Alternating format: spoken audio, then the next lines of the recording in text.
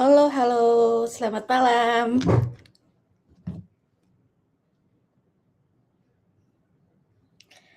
Oke, mari kita mulai aja ya, udah 19 lewat 15 menit. Jadi selamat datang di Kubernetes Cloud Native Meetup untuk bulan ini. Kebetulan pembicaranya untuk hari ini udah gabung semua, jadi bisa langsung kita mulai. Untuk agenda yang pertama pasti biasanya kita ada community update, terus nanti kita akan lanjut ke sesi pembicara 1, kemudian ke pembicara kedua. Langsung aja mungkin di community update ada beberapa update ini dari Kubernetes Cloud Native Indonesia. Mungkin buat teman-teman kita ada landing page dengan new domain baru, bisa dibuka mungkin nanti dilihat-lihat, yaitu cloudnative.id. Oke. Nah, jadi di sini ada profiling kayak apa aja sih meetup yang udah kita pernah lakuin, terus upcoming-nya apa gitu. Dan kita bisa ngelihat juga data speaker. Ini data-data buat teman-teman yang udah pernah jadi pembicara di meetup kita maupun event kita yaitu KCD gitu. Terus mungkin ada titipan dikit buat teman-teman yang hadir nih, kalau dari kalian udah pernah jadi speaker tapi ternyata datanya belum ada di sini nih gitu kan. Nah, minta tolong buat PR ke GitHub kita di sini buat di nge-add profilingnya gitu di speaker. Oke, mungkin itu aja mungkin update langsung dari community Indonesia. Terus ada beberapa upcoming event nih dari KubeCon maupun KCD yang ada di luar gitu. Nah, terkait KCD nih di tahun ini di Kuala Lumpur di Juni itu bakal ada KCD. Nah, ini masih bisa untuk submit proposalnya ya, itu kalau nggak salah itu sampai akhir Februari. Jadi buat teman-teman yang mau coba gitu bisa di-submit proposalnya di sini gitu. Terus ini ada beberapa KubeCon untuk tahun ini. So far tadi aku cek itu kayaknya udah close untuk pendaftaran proposalnya sih. Tapi kalau teman-teman mau hadir, mungkin ini ada KubeCon dari Eropa di Amsterdam untuk besok Maret, terus di India, Mumbai itu Juni, dan ada di Jepang nih buat Juli gitu. Nah, untuk community update baru itu aja. Mungkin kita langsung aja nih ke sesi utama. Mungkin dari teman-teman udah nunggu ya, karena nunggu 15 menit baru mulai. Jadi kita langsung aja sesi pertama untuk Mas Prasta Maha, DevOps Engineer dari Chromebase Indonesia, akan bawakan terkait dengan Scale Your Kubernetes Workflow on the Fly within the Place Pod Raises. Mungkin dari teman-teman ini ada pesan dulu untuk Q&A nanti bisa di akhir di setiap pembicara. Jadi dari kalian bisa coba untuk raise hand, nanti aku bakal open mic kalian untuk bisa ngobrol, tanya langsung, atau bisa langsung pakai Q&A session di sini. Kalau mungkin dari kalian takut lupa mau nanya apa, bisa di sini juga. Oke, gitu. Mungkin dari Mas Prasta dulu. Oke. Halo Mas Prasta? Halo, halo. Oke.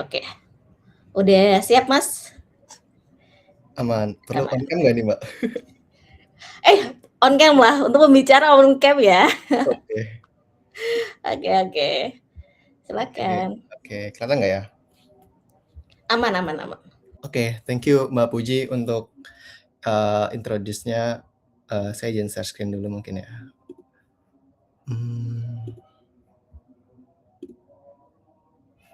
Oke, share screen saya kelihatan nggak ya? Kayaknya aman ya? Oke. Selamat malam teman-teman. Thank you buat, teman-teman yang udah hadir di Kubernetes, and Cloud Native Meetup di Januari, di awal tahun, dan ini mungkin jadi pengawalan di tahun ini ya untuk meetup kita. Di sini saya akan membawakan materi namanya, judulnya sih Scale Your Kubernetes Workloads on the Fly with In-Place Pod Resize. Mungkin sebelumnya izin perkenalkan diri dulu. Jadi sebenarnya, saya juga salah satu organizer nih. Nama saya Prasta Maha. Kebetulan saya salah satu organizer di Kubernetes Cloud Native Indonesia juga. Dan selain itu mungkin saya jadi kerjanya juga di DevOps sebagai DevOps Engineer di Chromebang Indonesia. Oke, singkat aja. Kita mulai untuk yang pertama itu apa sih In-Place Pod Resize? Mungkin teman-teman, yang sudah pengalaman ya sama Kubernetes dari, awal pakai Kubernetes, mungkin ada satu concern di mana kalau kita mau naikin resource di Kubernetes, itu namanya pod resource di Kubernetes, itu, di pod itu kita nggak bisa, langsung mutate gitu, kita nggak langsung, bisa ubah, misalkan CPU-nya dari 100 atau dari 1 CPU jadi 2 CPU, nah itu kita nggak semudah itu dulu pakai Kubernetes ngubahnya tanpa restart. Karena, dulu itu kalau teman-teman udah pakai VPA atau teman-teman, buatnya pakai pod langsung gitu, itu teman-teman pasti akan ada concern di mana kalau misalkan mau naikin resource pod-nya, itu nggak bisa vertikal secara mudah, karena teman-teman harus restart dulu pod-nya. Makanya mungkin kebanyakan dari kita itu, prefer-nya pakainya, yang horizontal scaling, pakai HPA. Nah, tapi kan ada beberapa case yang sebenarnya kita juga butuh vertical scaling. Nah, In-Place Pod Resize ini sebenarnya salah satu fitur di Kubernetes yang memungkinkan kita untuk melakukan adjustment. Mungkin saya pointer, nah ini. Jadi kita bisa melakukan adjustment teman-teman, yang awalnya pod itu CPU-nya misalkan 1, kita mau naikin jadi 2, tanpa melakukan restart, jadi without restarting pods and containers. Jadi yang dulunya kalau seperti ini, kalau ada resource limit dan request-nya, yang ini dulunya immutable, yang nggak bisa kita ubah. Kalau teman-teman coba kubectl edit gitu misalkan, terus teman-teman ubah nih CPU-nya, jadi 800 gitu, nanti teman-teman bakal dapat error bahwa field ini immutable, tidak bisa diubah. Nah, In-Place Pod Resize di sini fungsinya itu atau fiturnya itu adalah membuat field ini yang awalnya immutable jadi mutable, yang awalnya nggak bisa jadi bisa. Nah, kita ke history dulu. Jadi In-Place Pod Resize ini sebenarnya bukan fitur yang baru banget ya teman-teman. Jadi sebenarnya udah ada di awalnya itu 1.27 versinya. Ya, tapi ini baru alpha di April 2023. Jadi udah 2 tahun yang bukan, sorry, 3 tahun yang lalu berarti kan. Sekarang 2026. Jadi dulunya yang alpha, terus betanya itu di April 2025 tahun lalu, dan GA-nya atau General Availability-nya itu baru banget di Desember kemarin, berarti baru banget di bulan lalu. Jadi bisa dibilang ini fiturnya baru banget GA gitu. Dan teman-teman mungkin yang mau update terkait perkembangan Kubernetes, ini cocok banget nih buat dicobain. Oke, kita coba ilustrasiin dulu ya. Kita misalkan punya tinggal di hotel gitu. Jadi di hotel itu ada ruangan, room, yang mana bisa kita bilang room-nya misalkan pod ya. Ruangannya pod, lalu hotelnya itu not gitu. Nah, dulunya kalau misalkan kita mau old way ya, misalkan kita mau gedein ruangan, itu kita nggak bisa langsung kan. atau kita mau gedein pot gitu kita nggak bisa langsung. Jadi kita misalkan mau yang lebih gede gitu ruangannya atau potnya. Yang kita lakukan kalau kita ngomong ke front desk itu pasti kita disuruh keluar dulu dari ruangan. Nanti bakal dicariin ruangan yang baru gitu atau kamar yang baru untuk kita yang lebih besar. Jadi seperti ini. Jadi apa sih kalau misalkan seperti ini apa ya concern-nya? Yang pertama adalah teman-teman ya stop melakukan apa yang teman-teman lakukan di ruangan itu. Misalkan teman-teman lagi nonton TV gitu di kamar hotel. Jadi ya nggak bisa nonton TV. Jadi harus keluar ngomong dulu ke front desk-nya, barang-barangnya di-packing dulu, nanti masuk ke kamar yang baru yang lebih besar. Nah, yang cara baru atau pakai in place spot resize, kasusnya sama, tapi di sini bedanya adalah front desk-nya bilang, misalkan, oke diam aja di kamar, nanti kita dorong tembok kamu supaya jadi lebih besar ruangan kamu. Jadi gitu ilustrasinya. Jadi teman-teman yang misalkan sekarang di ruangan itu lagi nonton TV gitu, lagi melakukan sesuatu, ya udah teman-teman nggak usah ngapain. Nanti si front desk-nya atau pegawai hotelnya bakal datang buat gedein kamar teman-teman. Jadi tiba-tiba kamarnya atau potnya udah gede aja gitu, lebih besar. Jadi gini ilustrasinya. Tapi gimana sih sebenarnya kenapa dia bisa seperti itu? Apa sih behind the scenes-nya? Oke, kita coba lihat dulu dari step by step-nya, teman-teman. Nah, kalau teman-teman lihat, kita sebagai user atau kita misalkan pakai kubectl, kalau kita ingin melakukan in place spot resize, yang dilakukan adalah kita lakukan pakai kubectl nge-call kube API server. Kita bilang kita mau naikin nih, misalkan dari CPU-nya yang awalnya 1, kita mau naikin CPU-nya jadi 2. Nah, setelah itu, kube API server ini bakal bilang ke kube scheduler. Dia bakal nanya gitu. Kalau misalkan aku expand pot ini dari 1 CPU jadi 2 CPU, masih ada nggak sih ruangan yang kosong yang kita bisa dorong gitu supaya ruangan yang sekarang ini bisa lebih lega? Dia bakal ngecek nih si kube scheduler ini dari node capacity-nya. Nah, setelah kube scheduler ini melakukan checking, result-nya oke, misalkan ada nih bisa gitu. Kube API ini akan nge-call si kubelet. Kubelet ini kalau teman-teman ingat dia kan ada di setiap node ya, di setiap worker node.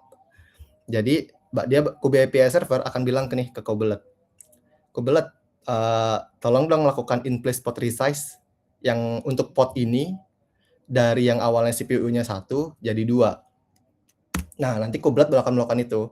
Nah, dia akan melakukan hot resize di pot tersebut. Nanti kalau dia udah selesai, dia bakal bilang done. Nanti kube API server akan bilang done juga ke usernya. Nah, di sini teman-teman harus mungkin kata kunci satu di cgroup.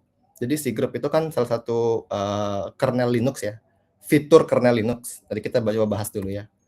Nah, cgroup ini sebenarnya salah satu fitur Linux kernel yang fungsinya itu untuk melakukan limitasi di suatu proses atau di grup suatu proses. Yang dilimitasi itu sebenarnya adalah CPU, memori, disk, dan lain-lainnya.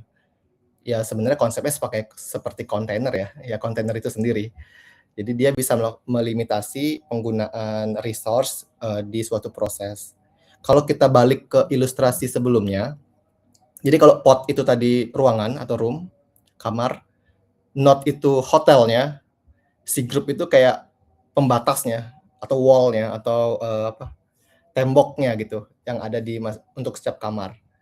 Jadi kalau misalkan kita mau cek, teman-teman penasaran, teman-teman misalkan ada pot nih, teman-teman masuk aja ke potnya, exec ke dalam potnya, teman-teman bisa cek ada di pad ini, sys, fs, cgroup, memory max, dan CPU max. Di sini teman-teman bakal lihat berapa sih sebenarnya CPU maksimum dan memori maksimum yang ada dalam pot itu. Teman-teman bakal aware bahwa CPU max dan memory max ini sama dengan yang teman-teman definisikan di pod definition manifestnya. Nanti kita coba lihat di demo ya. Oke, kenapa sih in place pod resize ini jadi penting gitu? Mungkin kalau teman-teman dulunya ataupun sekarang masih ada yang pakai stateful workload di Kubernetes. Contohnya misalkan apa? Database gitu, misalkan jalannya di Kubernetes, atau ada running job yang panjang gitu, misalkan bisa 1 sampai 5 jam gitu, panjang lah running job-nya, atau punya aplikasi-aplikasi yang latensi ataupun sensitif kalau di restart. Nah, ini teman-teman bisa memanfaatkan in place pod resize ini, karena dengan in place pod resize ini nggak ada restart sama sekali di podnya, jadi nggak ada downtime dan state-nya nggak hilang.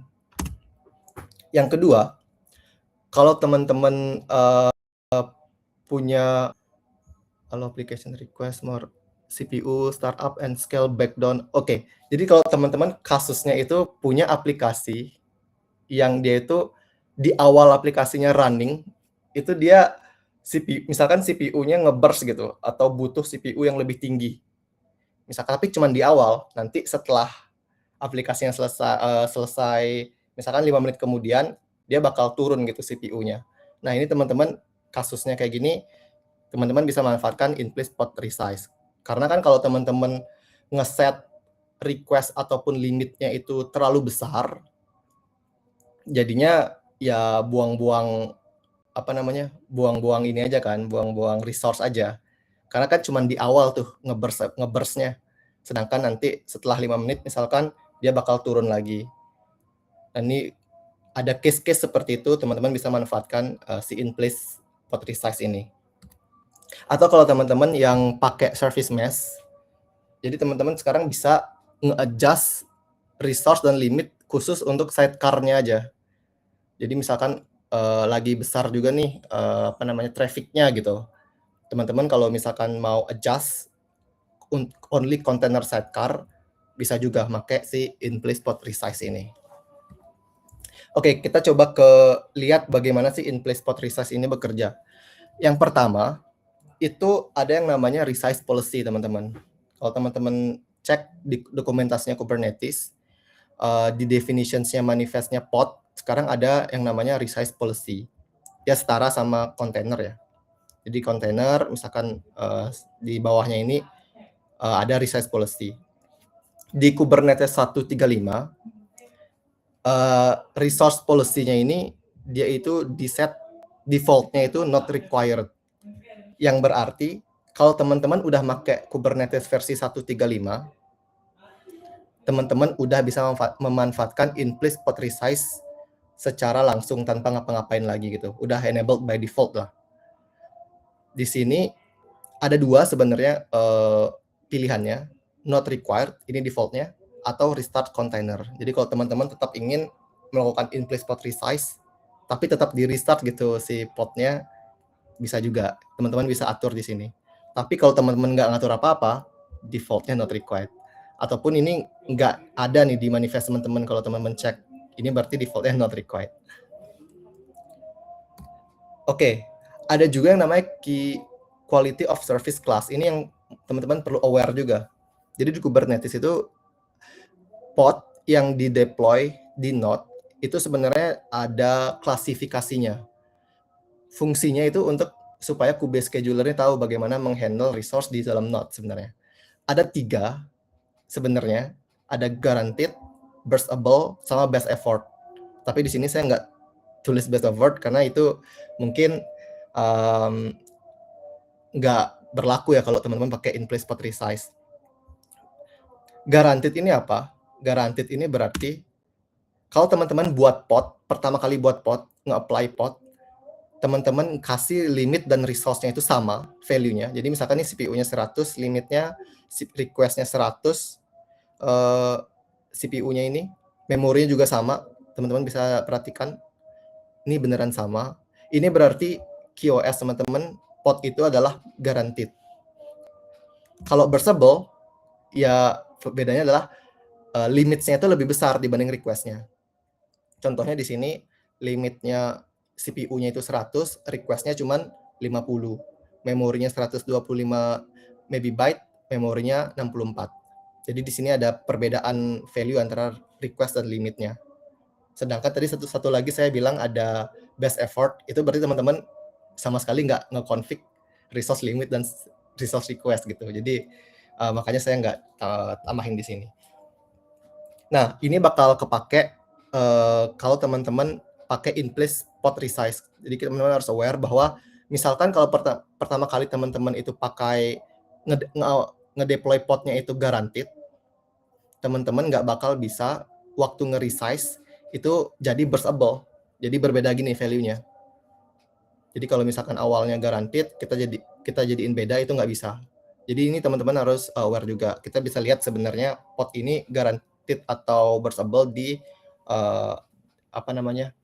di status waktu kita ke kubectl get pods dan cek YAML-nya, itu teman-teman bisa lihat di statusnya. QoS kelasnya apakah guaranteed, apakah burstable. Nanti kita coba cek juga waktu demo ya. Next-nya, nah sekarang gimana sih caranya kita melakukan in place pod resize kalau kita pakai kubectl gitu. Ini kalau teman-teman lihat, caranya sebenarnya gampang ya. Pakai patch comment, yang dulunya patch comment ini kan biasanya buat deployment, buat service apa-apa. Sekarang kita bisa pakai pod, tapi untuk ngubah si resource request dan resource limitnya. Kalau teman-teman pakai kubectl edit, seingat saya sih nggak bisa ya, karena dia itu nggak ada opsi namanya sub resource resize. Jadi ini adalah opsi penting yang teman-teman harus sertakan di komennya kalau teman-teman mau pakai in place pod resize.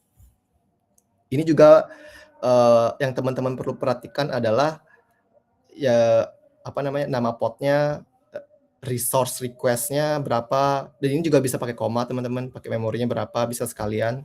Nanti kita coba di demonya juga ya. Oke, sekarang ada VPA integration. Buat yang udah lama pakai Kubernetes dan mungkin kenal sama VPA, mungkin jarang yang pakai VPA ya, setahu saya. Tapi mungkin kalau teman-teman pakai, bisa tulis coba di chat. Kalau VPA itu kan dulu update modenya adalah recreate ya teman-teman. Jadi kalau teman-teman pakai VPA ke pod, ke deployment, terus ternyata rekomendasinya VPA-nya harus dinaikin nih si batas limit dan request CPU-nya. Modenya itu adalah update modenya itu adalah VPA melakukan recreate. Jadi podnya itu di recreate gitu. Diturunin dulu, di downin, nanti dibuat yang baru yang limit dan CPU limit, resource CPU dan resource limitnya yang lebih besar.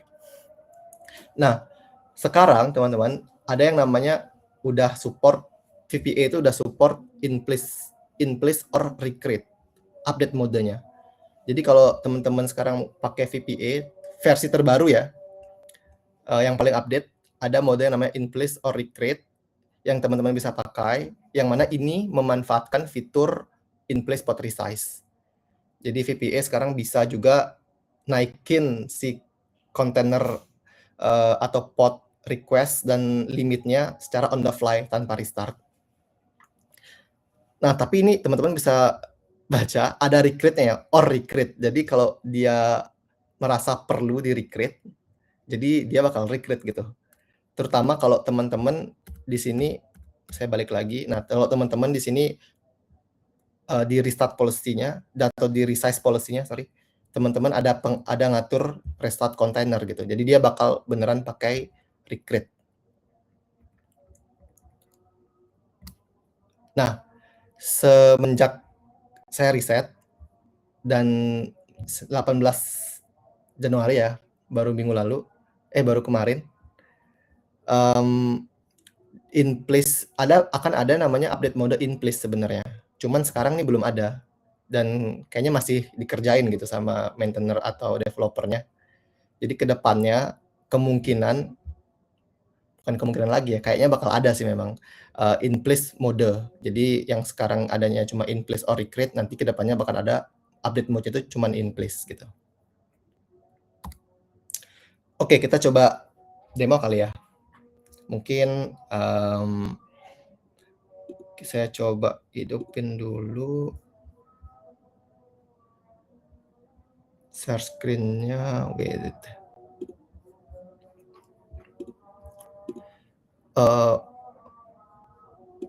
Bentar.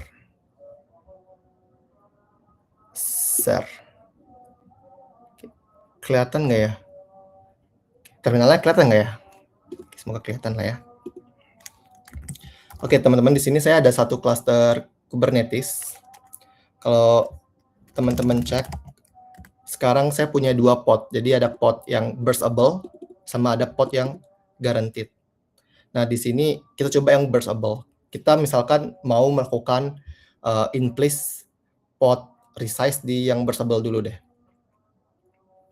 Nah, oh ya, tadi saya bilang bahwa burstable dan guaranteed ini kan bisa dicek ya. Teman-teman kalau mau ngecek, itu bisa di get aja podnya. Cek YAML-nya. Nah, di sini teman-teman bisa cek bahwa ada di status, nah di status, di bagian status, terus ada di QoS class. Nah, ini tipenya burstable. Atau cara lain ceknya itu adalah CPU request sama limitnya itu beda. Limitnya lebih besar gitu dibanding requestnya. Ini udah pasti metodenya burstable. Nah, ini kalau teman-teman cek sekarang kan limitnya itu CPU-nya 100, memorinya 128, request-nya itu 50, memorinya 64. Ini kita coba naikin, sekalian kita monitor apakah podnya ini restart atau enggak gitu. Ini misalkan kita watch podnya yang burstable tadi ya, sorry. Nah, terus saya buka terminal baru deh. Oke, di bawahnya saya buka terminal baru.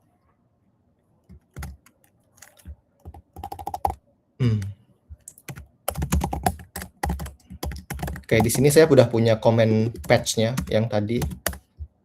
Jadi kalau teman-teman bisa baca di sini, saya melakukan kubectl patch pod. Di podnya itu demo pod burstable yang ini. Jadi saya tambahin juga sub resource-nya itu resize. Ini penting, harus ditambah. Dan saya mau naikin CPU request-nya dari 100 ke dan limitnya ke 200. Mungkin kalau biar enak, ini saya lock aja ya. Ini kubectl lock spotnya. Nah, ini di dalam locknya ini saya udah atur sih sebenarnya. Jadi dia bakal ngecek selama 5 detik, period 5 detik secara terus-menerus buat ngasih tahu bahwa CPU limit dan memori limitnya sekarang itu berapa. Di sini kan CPU limitnya 100 dan memori limitnya 128. Ini limitnya ya, bukan request. Kalau sekarang kita mau patch supaya CPU limitnya itu adalah 200. Di sini komennya kita coba jalanin. Ini saya copy deh. Oke, kita paste. Oke, kita jalanin. Teman-teman bisa sambil cek. Nah, ini udah di patch. Nah, ini langsung teman-teman bisa dilihat bahwa yang awalnya itu 100, dia naik ke, ini 100, dia naik ke 200 on the fly tanpa restart. Kita bisa lihat juga podnya bahwa dia itu masih running ya, age-nya 62 menit yang lalu gitu. Dia nggak ada restart. Memori juga sama, teman-teman bisa lakukan seperti itu. Cuman bedanya ya di komennya aja. Nah, tadi saya sempat bilang bahwa kalau misalkan podnya itu guaranteed, yang ini, kita coba balik ke pod yang tipenya guaranteed. Yang pod tipenya guaranteed ini kalau kita cek, QoS class-nya guaranteed ya. Dan CPU limit dan resource limit dan resource request-nya itu sama, teman-teman. Baik CPU maupun memori. Nah, ini kalau kita coba ubah, kita pakai in place pot resize. Tapi kita misalkan mau coba jadi dia ngubah request-nya itu lebih kecil dibanding limitnya gitu. Nah, itu dia bakal keluar return error. Kita coba ya, errornya seperti apa. Kita coba, ini misalkan tadi kita coba grab in after grab resources after num. Nah, ini ya. Kita coba ubah patch comment-nya yang awalnya itu yang bursable, kita coba ganti yang jadi guaranteed. Terus kita coba CPU dan limit, CPU request dan CPU limitnya berbeda gitu. Yang mana ini kan bursable ya harusnya. Ini harusnya nggak bisa. Kita coba.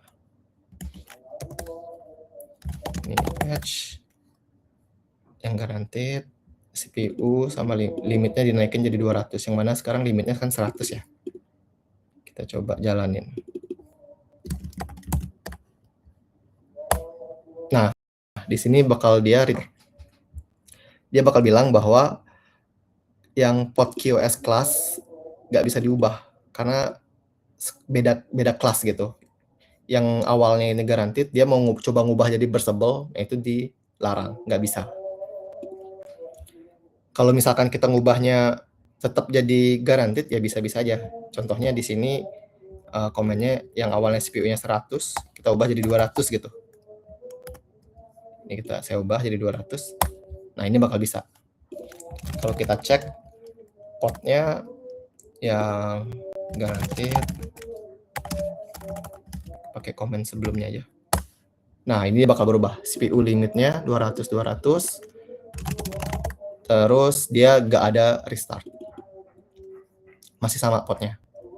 Kalau teman-teman mau cek, di sini kan contohnya 200 ya. Tadi saya sempat singgung C group. Teman-teman mau cek C groupnya ke dalam seperti apa? Ini teman-teman bisa cek sebenarnya ke dalam potnya. Kita exec misalkan. Nah, ini saya lagi dalam pot yang guaranteed. Saya di dalamnya. Teman-teman bisa cek di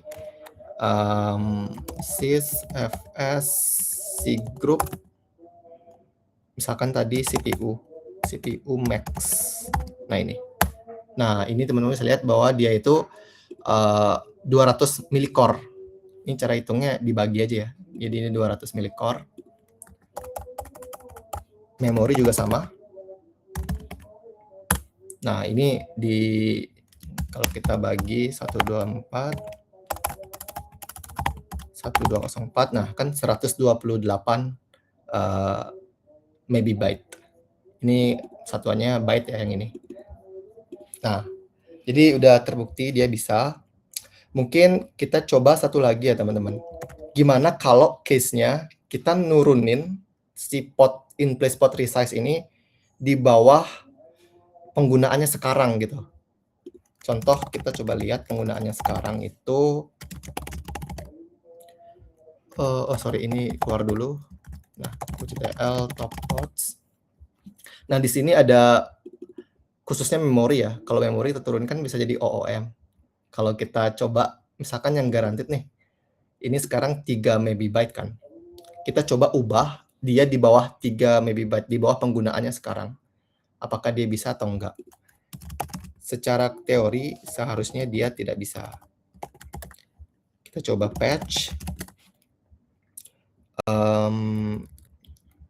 Kita coba cek, kita ubah menjadi memori 1 deh ya, 1 megabyte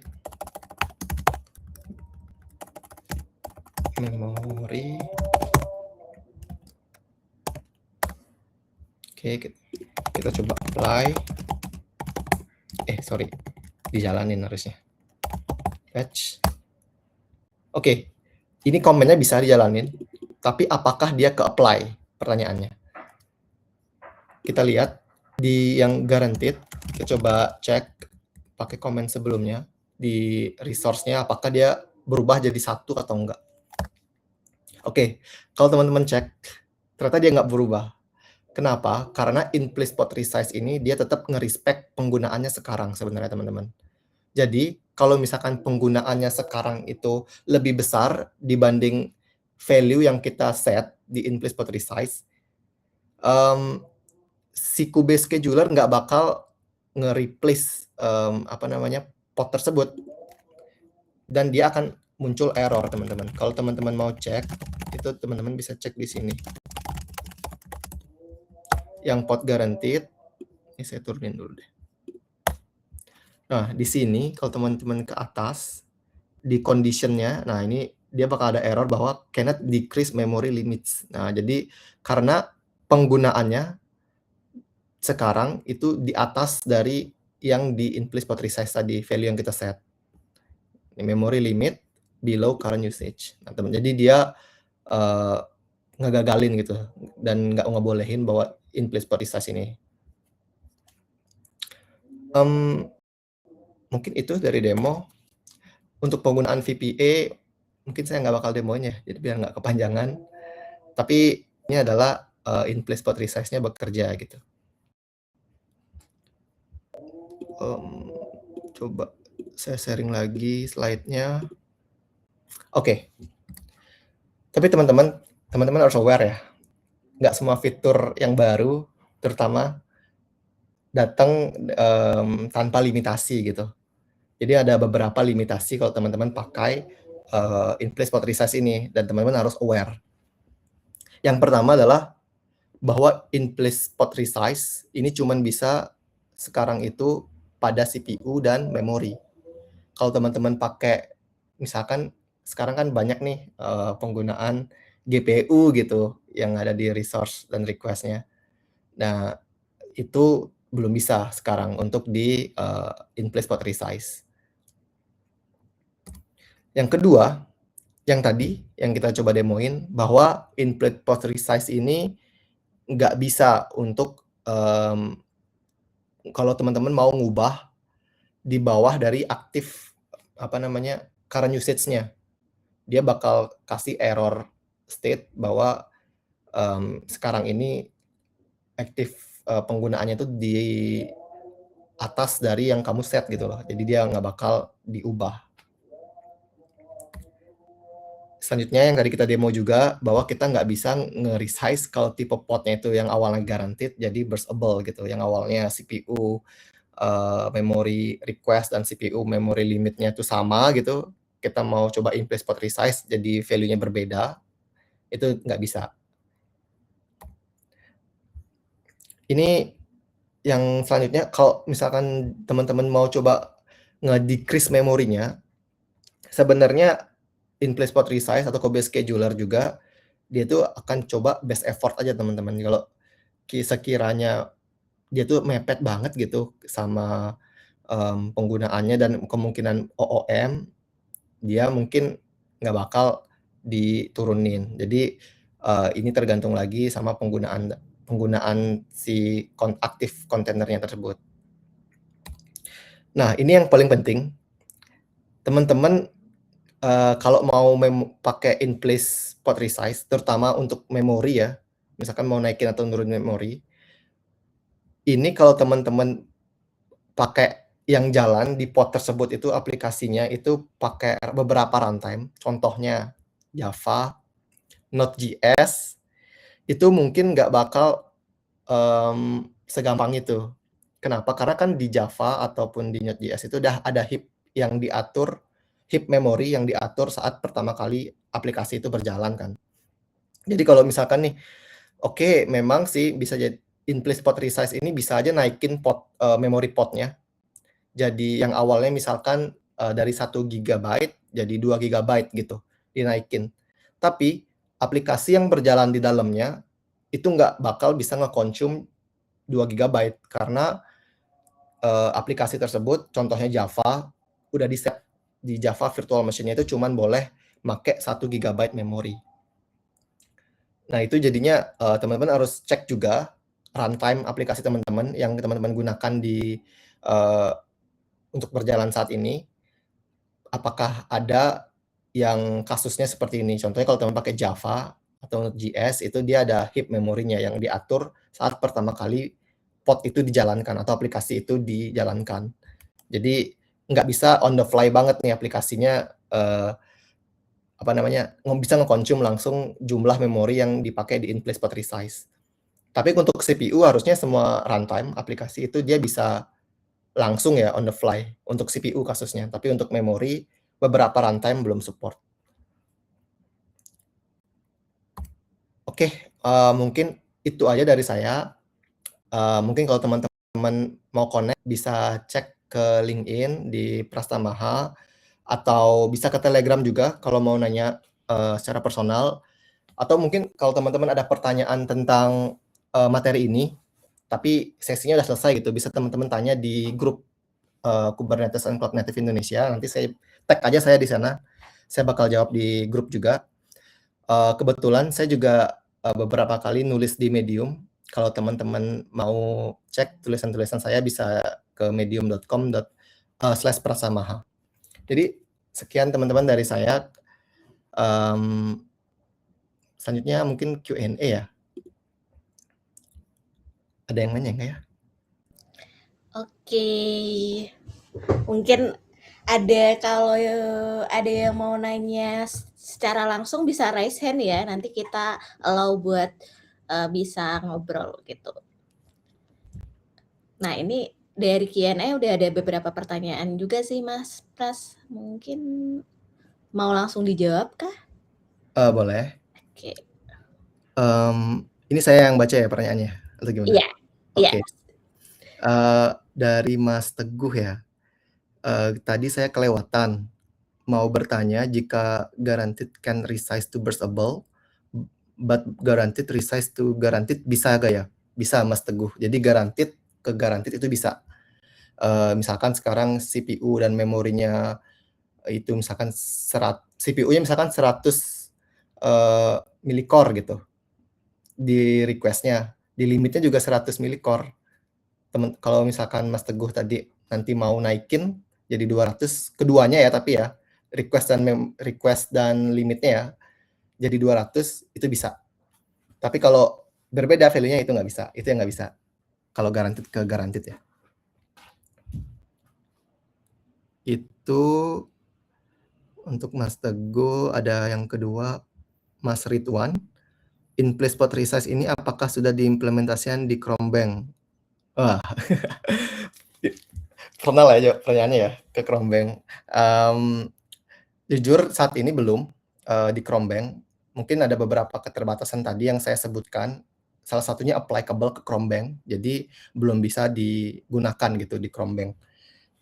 Tapi fiturnya ini udah GA teman-teman. Kalau teman-teman mau naikin ke production seharusnya itu udah mature enough. Dan udah banyak yang implementasi, apalagi dia sudah melewati yang versi-versi sebelumnya dari jauh-jauh versi Mas Ridwan, jadi udah dari 1.27 alfanya. Jadi munculnya itu bukan baru-baru ini, udah lama. Tapi GA-nya baru bulan lalu. Jadi harusnya udah cukup mature untuk fiturnya. Thank you Mas Ridwan buat pertanyaannya. Untuk Mas Raihan, maaf Bang, saya cukup baru ke Kubernetes ini. Tadi saya lihat pemakaian kubectl patch. Saya belum pernah memakai komen tersebut dan biasanya memakai kubectl edit. Bedanya edit dan patch apa ya Bang? Oke.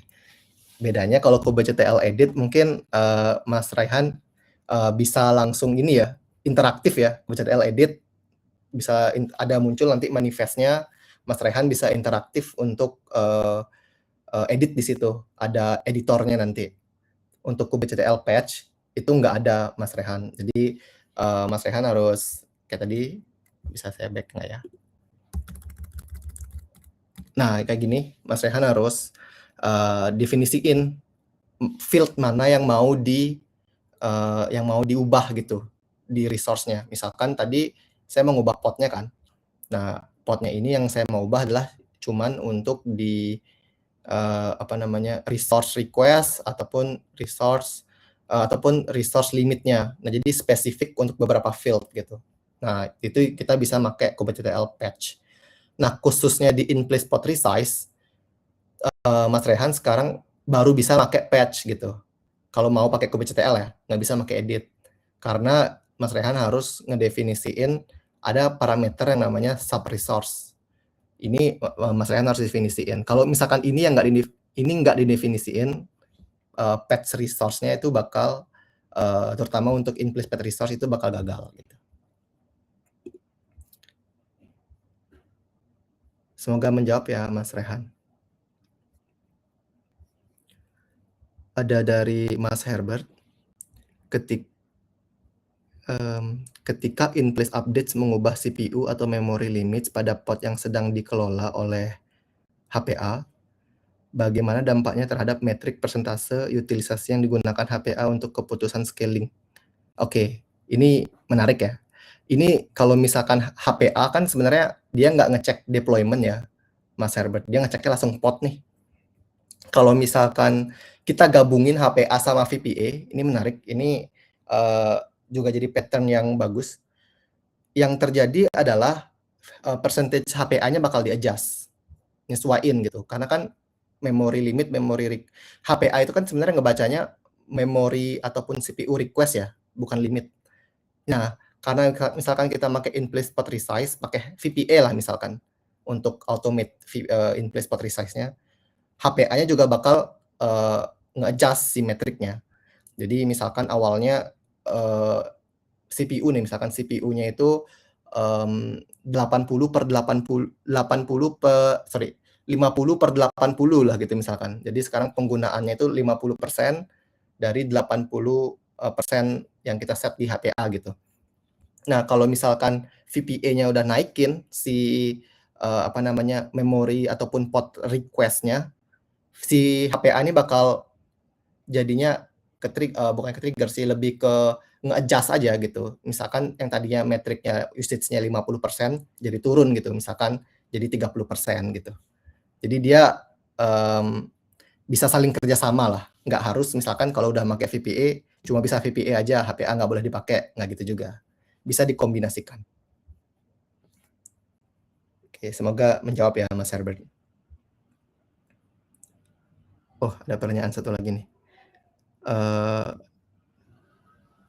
Maaf Bang Prasta, mau tanya lagi.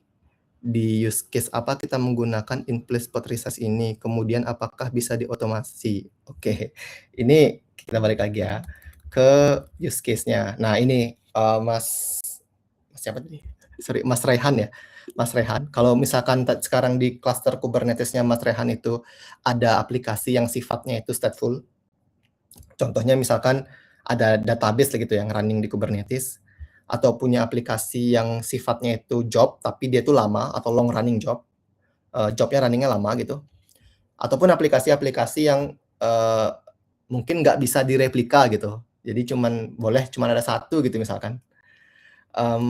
Atau aplikasi-aplikasi yang kalau di restart itu sensitif banget, terutama misalkan latensinya atau hal yang lainnya gitu. Nah, kalau kita mau nge-increase dulu, kalau kita pakai Kubernetes, kalau kita mau naikin tuh resource-nya, kita mau nggak mau harus restart dan downtime, Mas Rehan. Nah, tapi sekarang di versi 1.35 by default, kita bisa pakai in place pot resize, yang mana aplikasi-aplikasi tadi kita bisa naikin resource-nya on the fly, tanpa ada restart, tanpa ada downtime. Itu sih use case-nya. Atau use case lainnya tadi aplikasi yang awalnya itu running-nya burstable CPU-nya. Jadi kalau misalkan kita set CPU request-nya itu terlalu besar di awal, terus aplikasinya itu terus turun, penggunaannya cuma 5 menit doang di awal yang tinggi gitu, setelah itu nggak tinggi lagi. Kalau kita set di awalnya tinggi kan jadi buang-buang resource ya. Jadi kalau kita punya case seperti itu, kita bisa pakai in place pot resize. Jadi setelah penggunaannya turun, resource yang dipakai itu, yang di-guaranteed atau yang kita set di pot-nya itu kita bisa turunin juga. Jadi nggak yang selamanya buang-buang resource. Jadi kita naik besar sebentar, nanti turun, di tengah-tengah gitu. Itu bisa kita, pakai kasusnya. Yang terakhir ini yang saya sebutin, ada pakai misalkan service mesh gitu. Kita mau cuman, 1 kontainer aja, misalkan sidecar kontainer aja yang kita mau naikin on the fly. Misalkan traffic-nya lagi tinggi nih, sidecar-nya kekecilan ternyata, resource request dan resource limit-nya. Nah, Mas Rehan bisa naikin only untuk sidecar itu aja, sidecar-nya si service mesh aja, resource dan limit-nya, tanpa nge-restart si pod-nya. Jadi main kontainernya nggak ke-restart juga jadinya. Nah, itu mungkin, kasus-kasus yang bisa dipertimbangkan ya. Oke. Oke, satu lagi nih. Ada waktu saya masih nggak ya, Mbak Puji? Masih, Mas. Kita Oke, batasin ya, mungkin mungkin 1 pertanyaan lagi nih ya. yang Mbak atau Mas ini? Laurentius ya? Mmm, Mas, sorry mungkin tadi kelewat. Kalau pot yang sifatnya guaranteed, itu kan nggak bisa dipakai untuk increase resource on the fly ya. Kira-kira workaround seperti apa? Apakah harus disbursable? Nggak bisa dipakai untuk increase resource, Mbak atau Mas Laurentius, kalau misalkan dia guaranteed, yang nggak bisa itu adalah kalau in place jadi burstable. Tapi kalau misalkan guaranteed, jadi guaranteed, maksudnya, eee, yang ini, misalkan ya, saya balik sorry. Nah, yang ini misalkan guaranteed, yang awalnya misalkan resource limit-nya itu untuk CPU 100, request-nya juga 100, kalau kita ubah jadi misalkan, jadi burstable kayak gini, request-nya diturunin gitu misalkan jadi 50, ini nggak bisa. Dia bakal kena error. Jadi guaranteed ke burstable itu nggak bisa. Tapi kalau guaranteed ke guaranteed misalkan ini 100, sekarang limit dan CPU-nya limit dan request-nya. Kalau diubah jadi guaranteed juga atau 200 ke 200 juga, limit dan request-nya itu di CPU-nya diubah jadi 200, sama value-nya, itu bisa. Jadi yang nggak bisa itu ke burstable, tapi guaranteed ke guaranteed tetap bisa. Oke, semoga menjawab ya Mbak atau Mas Laurentius. Mungkin kalau teman-teman ada pertanyaan lagi, bisa chat aja, tulis di Q&A. Nanti saya mungkin jawab di Q&A-nya ya. Mungkin, bisa jawab, kayaknya bisa reply deh di Q&A-nya. Nanti saya jawab di situ. Bisa reply langsung juga. Oke, mungkin, sekian dari saya, mungkin bisa dilanjut atau saya, kembalikan ke Mbak Puji. Terima kasih teman-teman.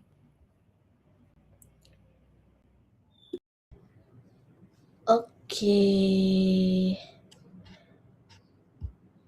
Oke. Materi yang sangat seru ya, teman-teman. Pada semangat juga nih kayaknya buat dengerin sama banyak banget pertanyaannya.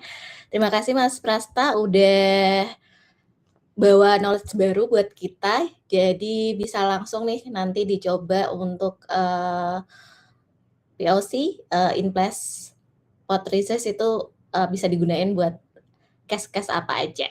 Oke, mari kita lanjut ke sesi kedua. Langsung aja mungkin dari Mas Rio, DevOps Engineer di Durian Pay akan bawain terkait Kubernetes as it's turned out, understanding a common issue in EKS and GKE. Oke, sebentar. Oke.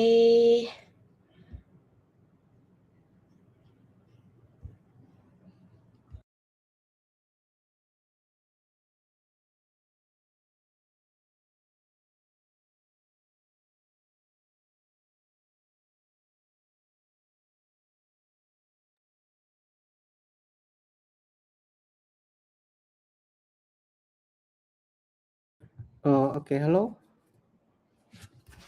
Suara saya kedengaran bukan ya? Kedengaran, Mas. Oke. Oke. Kita mulai aja di tahap kedua ini. Sebelum seperti yang kita baca sekarang saat ini atau hari ini, saya akan membawakan tentang Kubernetes. Kemudian seperti judulnya, ya kita tahu Kubernetes itu bisa dibilang sangat mempermudah pekerjaan kita. Tapi ada satu sisi di mana kita pasti nemu beberapa isu atau ya common problem yang kadang membuat kita kesal juga gitu. Nah, sebelumnya perkenalkan saya Rio. Saya seorang DevOps engineer di Duranpay, dan ya seperti title present saya ya sehari-hari menggunakan Kubernetes, kemudian juga mengalami isu-isu di Kubernetes dan melakukan hal-hal lainnya lah di Kubernetes. Nah, kita masuk ke slide pertama. Mungkin bagi teman-teman yang belum tahu atau pertama kali dengar terkait Kubernetes, ya kita bisa bilang Kubernetes itu salah satu tools dari CNCF yang ngebantu kita untuk manage kontainer. Dan bukan hanya itu, dari sisi Kubernetes juga banyak fitur-fitur lainnya yang sangat membantu kita terkait manage kontainer kita gitu. Salah satunya itu bisa dengan HPA atau mungkin manage volume dan sejenisnya. Nah, seperti yang gambar yang saya perlihatkan, di mana bisa kita bilang apa aja yang bisa membuat kita seperti orang yang feeling power, yang sangat powerful gitu. Ya, salah satunya ada duit, kemudian adalah status, dan yang terakhir itu adalah Kubernetes. Nah, selanjutnya kita lanjut ke slide kedua. Nah, di sini mungkin ya ada beberapa teman-teman kita yang pasti sudah pakai Kubernetes, baik itu di run di production atau mungkin dia sebagai media pembelajarannya juga. Dan setelah itu mungkin bagi teman-teman juga bakalan merasakan atau menemukan ya problem-problem baik itu ya di GCP ataupun di EKS ataupun dimanapun itu yang terkait Kubernetes. Dan mungkin setelah 1 bulan, dan jangankan 1 bulan gitu, mungkin sehari setelah menggunakan Kubernetes, kalian mungkin bakalan banyak menemukan isu-isu atau problem yang sebelumnya belum pernah kalian lihat gitu. Nah, mungkin kalau untuk saat ini teman-teman pasti merasa seperti atau ya ekspektasi kita ketika Kubernetes itu dengan Kubernetes otomatis ketika traffic lagi tinggi, kemudian Kubernetes akan nge-handle itu dan dia bakalan nge-create more instance atau more server ataupun container gitu. Nah, setelah servernya banyak, otomatis capacity-nya juga semakin banyak baik dari sisi CPU ataupun memori, dan kita pasti berpikir ya udah semuanya bakalan jalan dengan baik gitu. Dan sisi Kubernetes juga bakalan nentuin apa yang terbaik berdasarkan resource atau traffic yang sedang terjadi gitu. Padahal sebenarnya di Kubernetes itu kita bisa bilang Kubernetes itu sangat straightforward, terutama dia juga memiliki rule yang by sistemnya itu sangat bisa bilang strict. Kemudian juga dia constraint driven decision, di mana maksudnya itu adalah ketika ada beberapa rules yang kita hidupkan, dia bakal memastikan semua rules itu berjalan dengan baik gitu. Jika salah satunya tidak sesuai, ya udah dia bakalan nolak itu dan mungkin tidak akan running gitu. Kemudian ya binary outcome-nya ya sudah jelas gitu, antara valid atau tidak invalid gitu, antara dia running ataupun ya udah pending gitu. Nah, no base effort ya seperti yang saya bilang sebelumnya, dia bakalan constraint terhadap rule yang sudah kita buat gitu. Nah, mungkin di sini teman-teman pernah menemukan isu-isu di bawah ini, yang misalnya pods-nya itu pending gitu, atau mungkin HPA-nya scale-nya telat, kemudian ada PVC-nya itu stuck doang gitu, atau mungkin ada yang merasakan mungkin ya kok traffic kita tinggi nih, terus scaling kita tidak ada, kemudian kita nggak bisa nge-curl atau mungkin ngedapatin timeout di URL-nya gitu. Dan kemudian yang paling sering banget nih pasti ngerasain yaitu tiba-tiba aja nih kontainer kita rusak atau mungkin dia nge-restart sendiri dan terkadang de-evicted gitu. Nah, ini Pak, ini bukan hanya kalian saja, kita pasti kalau kita melihat di Stack Overflow, GitHub issue ataupun sejenisnya sudah pasti banyak sih yang ngalamin ini. Nah, terus seperti yang saya bilang sebelumnya ya, Kubernetes itu dia bakal ngelakuin apa yang kalian perintahkan. Jadi seperti yang saya bilang tadi, dia itu adalah rule based system. Jadi dia bakalan ingat apa aja yang udah kalian tulis dan dia bakalan melakukan decision berdasarkan rules yang sudah kalian tulis gitu. Nah, di sini ada satu pertanyaan di mana kalau misalnya problem-problem tadi itu yang sebelumnya tadi di slide 6 apakah sebenarnya semua problem itu bisa terjadi karena satu trigger yang sama gitu. Mungkin karena scaling portnya, atau mungkin scaling node-nya, atau mungkin topologinya yang scaling, atau mungkin ya bisa trafficnya juga gitu. Nah, di sini saya bakalan ya ini apa ya bilangnya kalimat mungkin ya yang saya bisa definisikan gitu. Sebenarnya kita bisa bilang scaling itu atau salah satu fitur dari Kubernetes yang sangat-sangat kita butuhkan gitu ya. Dimana scaling itu bukan hanya menambahkan capacity gitu. Dia bukan hanya menambahin resource yang bisa di-hit oleh user ataupun sejenisnya, tapi sebenarnya scaling itu juga mengubah topologi kita gitu. Nah, jika scaling itu terjadi, apa aja sih yang bakalan disebabkan oleh scaling tadi, perubahan apa aja gitu yang bakalan berubah gitu. Nah, di sini bakalan ada beberapa list yang bakalan berubah. Yang pertama itu adalah scheduling decision yang saya bilang tadi, yaitu dia mungkin bakalan pindah. Terus network path-nya juga bakalan berubah karena yang sebelumnya kita cuma punya satu container, kemudian kita scaling jadi ya punya 4 pod atau mungkin 5 pod ataupun lainnya gitu. Nah, di sinilah selanjutnya itu ada resource content di mana balik lagi kayak CPU ataupun memori. Kemudian storage binding atau kita bisa bilang volume ataupun PVC gitu. Kemudian load balancer, traffic yang bakal masuk pasti lewat load balancer. Kemudian ada failure domain, kemudian juga ada nothing scale in isolation gitu. Nah, di sini saya bakalan ada satu use case terkait scaling ataupun scheduling gitu. Yang pertama itu sebagai background-nya, ya kita disclaimer dulu ya.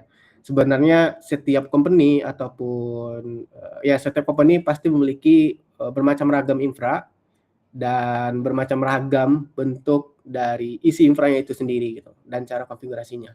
Nah, di sini sebagai background infranya saya bisa bilang satu Kubernetes cluster, kemudian ada 2 node group atau 2 node pools gitu. Yang satu untuk apps yang tanpa PVC dan satu lagi tooling, dan itu yang bakalan ada service atau deployment yang mempunyai volume gitu. Nah, di sini satu ingress, baik itu kalau misalnya di EKS kita pakai ALB atau mungkin di KKE ya udah kita pakai yang NAG-nya biasa gitu, yang globalnya. Nah, mungkin teman-teman kalau terkait kita bahas soal scaling gitu ya, apa sih yang kalian harapin sebenarnya ketika ada traffic high dan scalingnya apa yang kalian harapkan dari Kubernetes gitu. Yang pastinya itu adalah ketika kalian memiliki traffic high atau trafficnya memiliki spike gitu, kalian pasti berharap kalau ya udah kita berharap nih Kubernetes kita bakal handle itu, dia bakal nge-scaling kontainer kita, kemudian dia bakal nge-handle resource kita juga. Nah, seperti ini sebenarnya. Kalau secara diagram, kalau misalnya tidak terlihat, saya bakal laser aja. Nah, di sini adalah dari user, di mana traffic itu bakal di-increase. Kemudian kalau kalian sudah menggunakan HPA atau VPA, yang seperti dijelaskan oleh teman saya sebelumnya itu Prasta. Nah, kalau ketika kalian menggunakan ini, si Prometheus ataupun apapun itulah yang kalian sebagai metric time series-nya itu bakal nge-koleksi metrik-metrik tadi. Kemudian HPA-nya bakal nge-evaluate targetnya. Di sini maksudnya dia bakal ngecek nih memorinya berapa, metriknya berapa, CPU-nya berapa, limitnya berapa. Dia bakal ngecek hal tersebut. Kemudian dia bakalan melakukan scaling ketika memang hit atau limit itu ke hit gitu. sama si traffic tadi. Nah setelah itu ya udah dia bakalan podnya itu ready dan dia bakalan ada, kalau kalian punya health check sendiri, readiness atau liveness, kemudian apapun itu dia bakalan ngecek terlebih dahulu. Setelah itu baru si ingress dan service itu bakalan bisa, atau container itu akan bisa di-hit oleh user gitu. Nah selanjutnya sebenarnya ini secara garis besar atau mungkin yang pada umumnya kita tahu, yang kita harapkan adalah seperti ini gitu. Nah pada realitanya jika kalian lihat diagram ini mungkin sedikit tidak terlihat ya.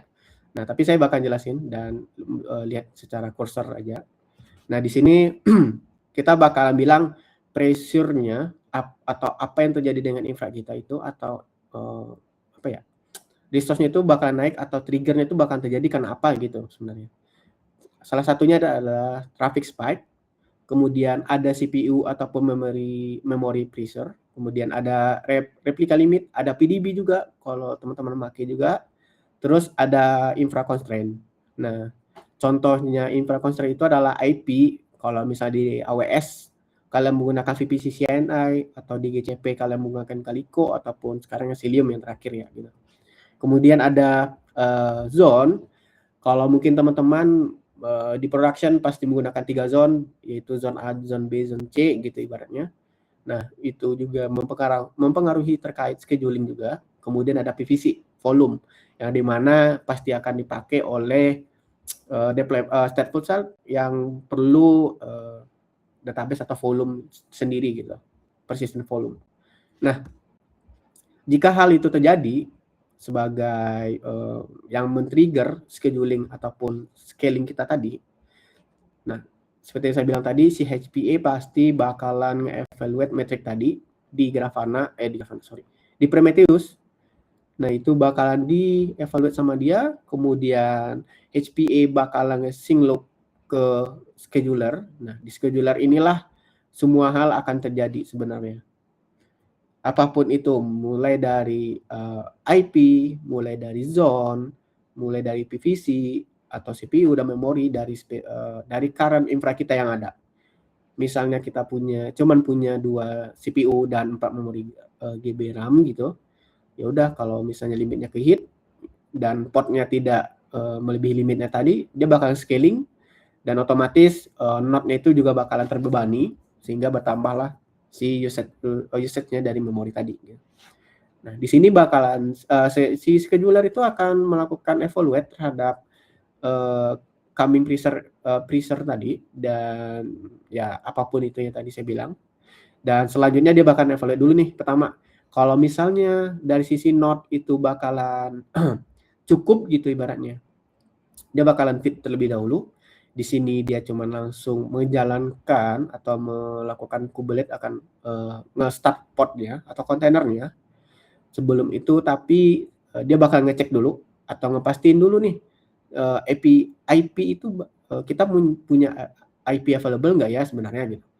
Kalau misalnya teman-teman di AWS itu kalau tidak menghitung penggunaan IP, terutama di Kubernetes atau IKS-nya yang menggunakan VPC CNI, kalau kalian tidak sadar menggunakan VPC CNI, sebenarnya IP container itu atau IP pod itu menggunakan IP yang sama dengan subnet si node-nya tadi gitu. Nah, itu mungkin ya bisa dibilang plus minusnya juga. Tapi berdasarkan hal itu kita bisa tahu nih ada limitasi nih sebenarnya di VPC CNI tadi gitu. Nah, setelah itu ketika si CNI ini memberikan balasan jika ada satu IP address gitu ibaratnya available nih IP-nya. Nah, barulah dia bakal ngecek nih si kontainer itu atau pod itu memiliki PVC atau volume. Setelah dia ngevalidasi, jika tidak ada volume misalnya gitu, dia bakalan yes dan akan attach volume tadi ke kontainer tadi gitu. Nah, terus setelah itu yang terjadi adalah si volume juga bakal mastiin lagi nih sebenarnya si volume itu berada di AZ yang benar atau tidak, di mana si volume tadi ke-create pertama kali gitu.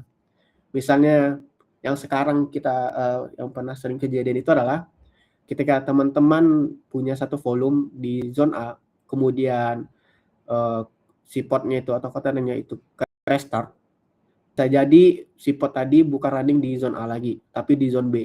Otomatis ketika kontainer itu running dan volumenya pasti tidak akan ter-attach ke si kontainer tadi. Jadilah pod pending yang mungkin kalian pernah lihat atau mungkin sering kalian alami gitu.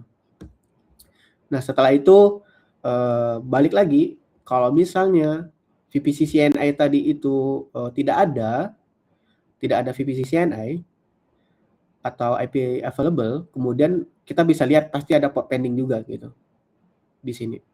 Nah, disinilah bakalan ada yang namanya itu autoscaler ataupun carpenter ataupun hal-hal lain yang kalian buat nge-scaling di cloud provider, sehingga dia bakal nge-trigger untuk nge-scaling atau menambah node baru, dan si provider itu bakalan provision node baru, dan setelah itu ya udah dia bakalan become to ready gitu. Tapi di dalam proses ini kita juga tahu kita pasti harus memastikan beberapa hal, yaitu kita harus ngecek nih maksimum node-nya berapa, minimum node-nya berapa gitu. Terkadang kita udah nemu satu use case gitu, ketika kontainernya sudah tidak running, kemudian node-nya juga nggak bisa scale gitu, number of node-nya tidak scale, ya karena limitnya atau maksimum node-nya itu udah kena gitu. Mau nggak mau kita harus nge-scaling atau ngeubah dulu maksimum node-nya terlebih dahulu gitu. Nah, selanjutnya tadi ya ketika misalnya volumenya, kita anggaplah semua itu berhasil ya, dari volume dan IP, dan zone volume itu di zone yang sama, berakhirlah di kontainer itu sudah running, dia sudah attach volume, kemudian dia bakal nge-pull image, di mana misalnya image-nya itu Grafana ataupun image-nya Prometheus, dia bakal nge-pull dulu, kemudian barulah dia bakalan state sebagai running kontainernya tadi. Tapi setelah itu ada proses tambahan, di mana sebelum setelah pod ini ready, si traffic tidak bisa langsung si user tidak bisa langsung akses ke si kontainer tadi, karena ada satu tambahan flow baru ibaratnya, di mana load balancer itu bahkan perlu reconcile, di mana dia harus nungguin nih endpoint di dalam Kubernetes itu menambahkan IP baru.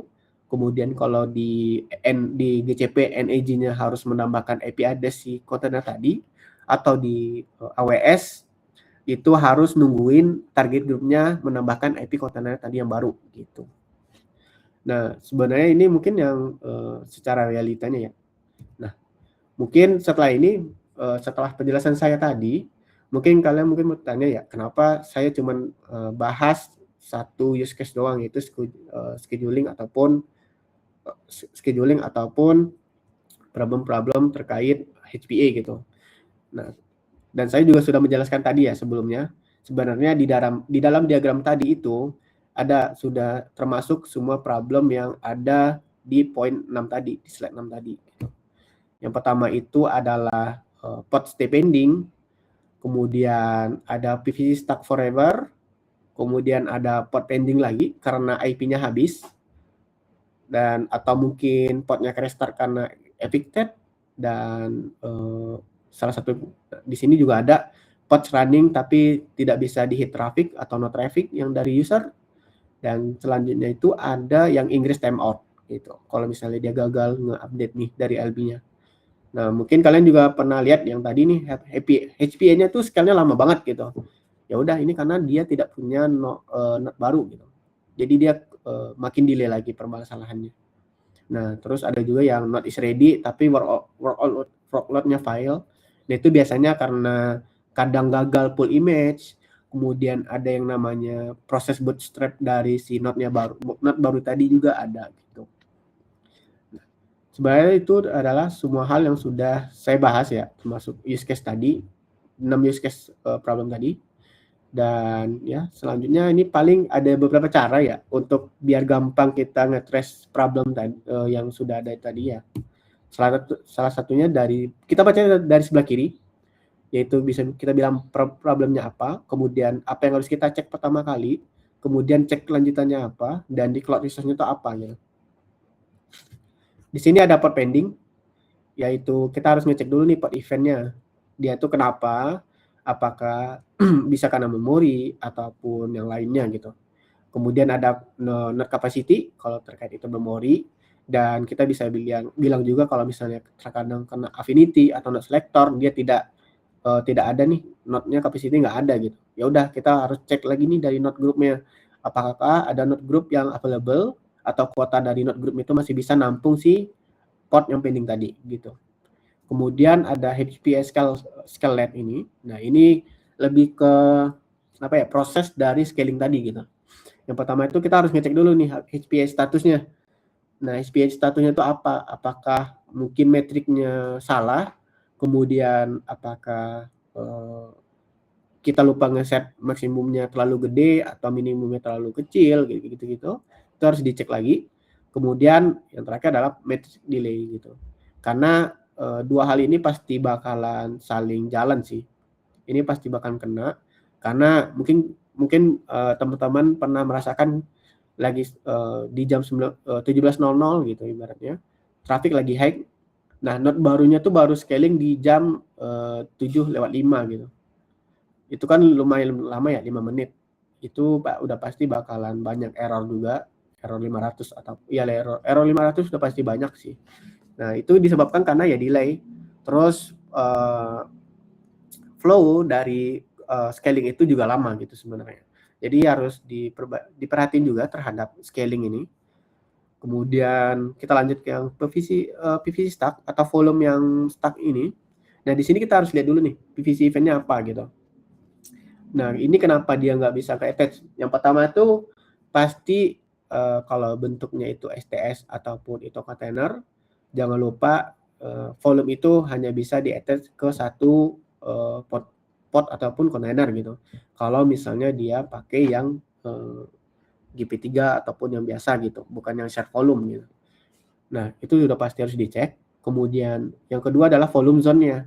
Seperti yang saya contohkan tadi, pasti pernah ngalamin juga di mana pot itu awalnya ada di zone A, otomatis volumenya ada di zone A, tetapi ketika ada satu isu atau satu scheduling yang jalan, di mana pot itu dipindahkanlah ke zone B karena resource-nya mungkin lebih kosong gitu. Tapi volumenya nggak ngikut gitu, karena ya udah dia nggak bisa pindah volumenya karena dia cuman kepasang di zone A doang gitu. Nah, setelah itu kalau misalnya ada problem lainnya, misalnya teman-teman menambahkan atau mencoba increase nih volumenya gitu atau PV-nya tadi, tetapi prosesnya lama gitu. Nah, kalian teman-teman harus ngecek dulu langsung di cloud resource-nya, baik itu di volume.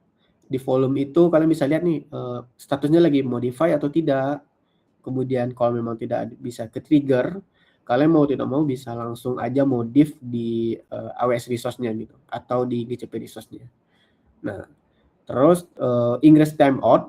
Nah, ini tuh yang tadi juga di mana setiap load balancer ini pasti punya LB health check-nya juga. Nah, itu juga pasti harus dicek. Kemudian kalian juga harus melihat di AWS itu apa aja log yang terjadi, apakah lognya running atau tidak, service-nya ke attach atau tidak, baik di ingress atau tidak gitu. Kemudian kalian baru ngecek nih SG atau firewall.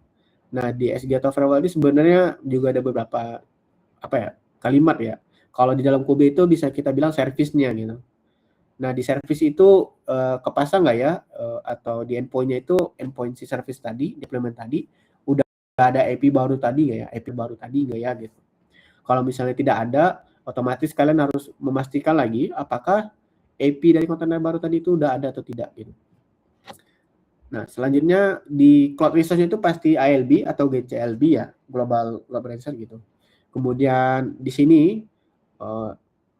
seingat saya kalau ALB itu lebih ribet lah dibanding GCLB gitu dari GCP punya.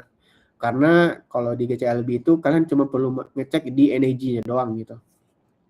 Grouping dari semua service atau ya service yang ada di dalam Kube-nya kalian gitu. Sedangkan kalau di ALB itu dia bisa aja memiliki target group yang banyak gitu. Kemudian dia punya delay juga. Ketika buat nge-update data service-service tadi yang ada di Kubernetes gitu. Nah, di pod restart ini sudah pastilah kan teman-teman pasti ngalamin. Di sini kalau tidak memori atau tidak CPU atau mungkin karena node-nya habis digantikan oleh node baru gitu, itu pasti ngalamin ini. Tiba-tiba aja nih pod restart ini bakalan terjadi gitu. Nah, disinilah selanjutnya itu pasti kalian harus ngecek lagi apakah dia node pressure yang berdasarkan memori itu CPU atau mungkin karena ya udah limit node-nya itu digantikan oleh node yang baru aja gitu sebenarnya. Nah, kalau memang tidak ketemu isunya lagi, kalian mau nggak mau harus ngecek langsung ke EC2-nya atau GCE-nya langsung gitu. Kalian harus ngecek ke dalamnya, kalian harus pastikan Kubelet-nya running atau tidak, kemudian resource-nya ke-hit atau tidak, maksimum node-nya ke maksimum dari auto scaling group node-nya itu masih ada available atau tidak gitu. Nah, ini port node traffic ini ya bisa bilang hampir sama dengan ingress timeout sebenarnya. Seperti saya bilang tadi, dari prosesnya itu ya udah portnya running, kemudian ada readiness, liveness ataupun startup prop, kemudian dari service dia bakalan update nih di backend di dalam Kubernetes-nya bakalan update dulu, dia bakalan ngecek dulu apakah ya yang tadi saya bilang kontainer itu IP kontainer baru tadi sudah ditambahkan di service baru atau tidak, di service tadi atau tidak. Kemudian dia bakalan ngelempar ke target group atau energy tadi dalam GCP, target group di EWS gitu. Nah, selanjutnya itu ada not ready fail. Ya inilah yang saya bilang tadi, ini statusnya bisa terjadi karena kita kalau misalnya di GCP itu menggunakan VPC CNI, di mana IP node itu juga dipakai, subnet node yang dipakai oleh node itu juga dipakai oleh kontainer gitu. Jadi terkadang kalian juga harus ngecek available address-nya itu berapa gitu.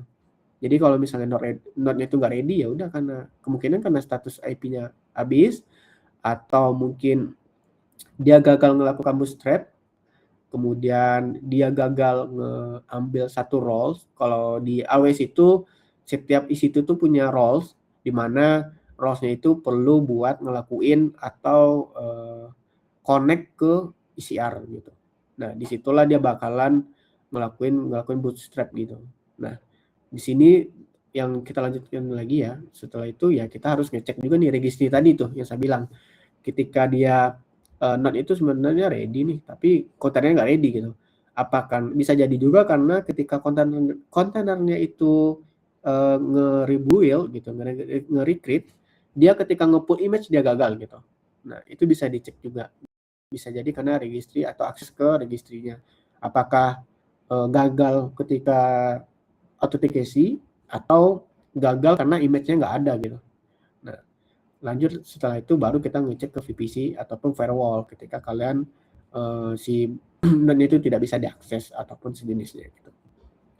Nah, service break ini bisa dibilang kalau ketika kita habis melakukan deployment gitu, itu kita pasti menemukan masalah-masalah yang mungkin kalau di pre-prod kita tidak temukan, tapi di production kita temukan. Nah, itulah yang pasti bakal terjadi gitu. Kita harus mastiin lagi nih terhadap apa aja yang sudah kita ubah, pembaruan apa yang kita ubah, bukan hanya dari sisi code-nya doang, kita juga harus ngecek nih apakah setelah kita melakukan upgrade Kube ataupun upgrade plugin ataupun image dari tools-tools lainnya, kita harus ngecek lagi sih. Kemudian ada dependensi. Ini sama seperti sebelumnya saya bilang barusan. Terus terakhir kalau di cloud resource itu kita harus ngecek DNS-nya. Apakah kita bisa nge-hit domain yang kita butuhkan misalnya gitu. Misalnya pull image-nya dari Docker Hub, itu harus dicek lagi. Atau mungkin IAM-nya juga, IAM di AWS itu lebih strict. Jadi bisa bilang kayak misalnya dia butuh ke GCS atau mungkin ke ECR ataupun dia butuh ke apapun itu yang dibutuhkan gitu. Dan itu mungkin salah satu cara-cara buat kita lebih mudah lah buat nge-trace semua problem yang ada di Kubernetes gitu. Nah, ini mungkin bakalan jadi pertanyaan kalau misalnya saya menggunakan on demand gitu. Saya cuma menggunakan on demand gitu sebenarnya gitu. Karena kan saya bilang tadi kalau scaling ini kemungkinan ya banyak gitu. Kalau misalnya kita pakai spot instant, otomatis scheduling ini pasti bakal terjadi. Pasti bakal ada perubahan topologi, pasti akan ada kontainer yang bakal ke-restart juga. Tapi sebenarnya kalau kalian pakai on demand, Yang terjadi itu ya sebenarnya on demand itu cuma nge-reduce noise-nya doang, tapi ketika terjadi spike memori ataupun spike CPU yang disebabkan oleh spike traffic, ya scheduling bakalan ngecek lagi gitu. Tiba-tiba aja mungkin ya node kalian bakalan bertambah sendiri, atau mungkin dia bakalan berkurang atau digantikan oleh node baru gitu. Nah, itu sepertinya itu saya dari saya. Kalau selanjutnya kita bakalan lanjut ke Q&A, dan kalau misalnya teman-teman juga punya LinkedIn, kalian juga bisa menambahkan saya di LinkedIn, dan ada beberapa blog juga yang biasa saya tulis ketika saya lagi kosong, atau mungkin saya lagi ingin mencoba-coba tools baru yang bikin saya penasaran gitu. Saya juga ada di blognya. Begitu aja kalau dari saya. Kita bakal lanjut ke sesi Q&A. Silakan teman-teman jika ada pertanyaan, tolong ketik saja. Oke, thank you Mas Rio. Silahkan buat teman-teman yang mau nanya bisa raise hand, juga bisa langsung juga dari diketik lewat Q&A.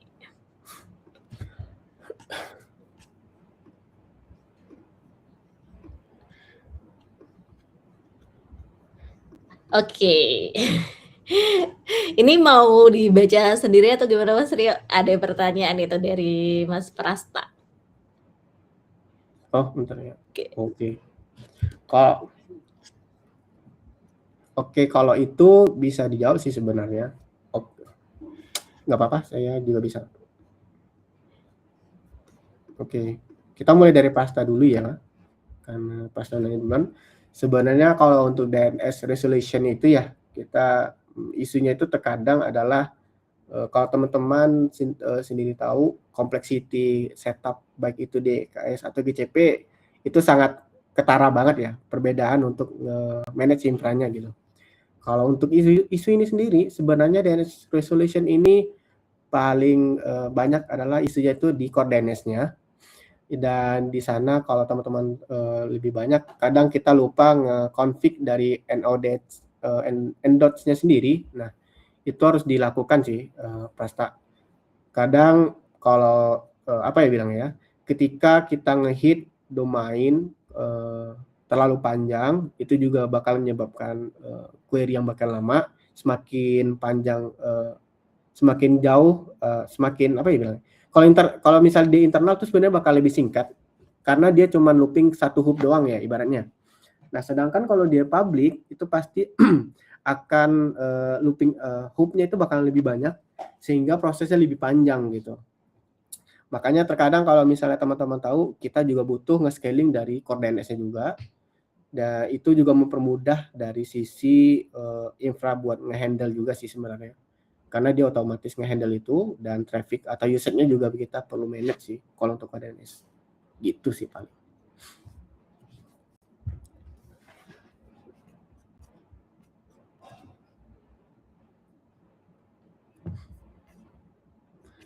Nah, terus dari Mas Herbert, common issue mana yang kebanyakan tim over engineering solusi? Apa lebih simpel? Kalau ini oke. Sebenarnya over engineering ya. Ini banyak use case-nya sih Mas terkait ini. Misalnya kalau di engineering itu sebenarnya, atau yang dari sisi code ya, dari internal tim kita sendiri yang paling banyak itu isunya sebenarnya ini sih. Kita terkadang dari sisi infra bingung nih, kita mau nentuin limitnya berapa untuk si service baru misalnya gitu. Nah, terkadang ya itu kita harus collaboration lah antar engineering dan infra juga, terkait bagaimana cara menentukan dari resource yang dibutuhkan sama service baru tadi gitu. Karena ada beberapa service yang bisa dibilang ya, mungkin tadi sempat di-mention juga sama teman saya Prasta, bahwa service itu bermacam-macam, ada yang long term proses, ada yang spike-nya itu cepat banget buat nge-handle user ataupun memorinya gitu. Nah, itu jadi dengan cara kita tim infra dan tim engineering kolaborasi, kita bisa nentuin nih dengan cara load test terlebih dahulu di pre-prod, sehingga di production itu kita tidak nemuin lagi problem terkait HPA ataupun kekurangan resource terhadap service yang baru tadi, Mas. Atau kalau dari Mas Herbert juga ada isu-isu yang lebih spesifik juga bisa sih, bisa ditanyakan juga gitu.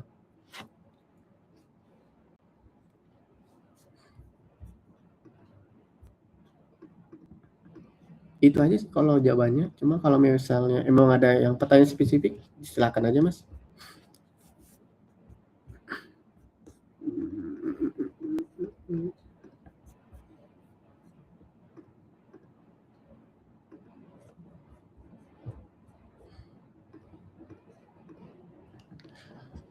Oke, mungkin sambil nunggu teman-teman yang lain mau nanya, aku mau nanya dong Mas Rio. Ya, silakan. Dari problem-problem yang tadi di list tuh, misal ada nggak sih base effort buat kita untuk menghindari seenggaknya biar meminimalisir bahwa problem-problem itu tuh